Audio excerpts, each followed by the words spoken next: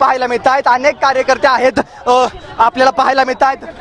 युवक काँग्रेसचे रोहन सुरवसे आपल्या सोबत आहेत. सरकारकडे अन्याय नाही नशा नको नोकरी द्या ह्याच्या निषेधार्थ आंदोलन केलं, परंतु आम्हाला कसल्याही परिस्थितीत पोलिसांनी परवानगी दिलेली होती. आम्हाला चांगल्या कामासाठी परवानगी सुद्धा घेतली होती. आम्ही पत्र दिलाय नाही सर. सरकार दबाव आणतं या ठिकाणी. सरकार आमची मागणी एकच आहे. पुण्याची सरकूची पब आहे ती नसून हे आपलं विद्याचं माहेरघर पुणे आहे आणि नशा नोकरी द्या. 10 मिनिटांमध्ये आंदोलन थांबवलं का? कारण का इतका मोठा जमा होता तरी देखील आंदोलन आमचं हाणून पाडलंय पोलिसांनी. ह्या पोलिसांच्या दबावापोटी आमच्या सहकार्यांना नेलेलं आहे.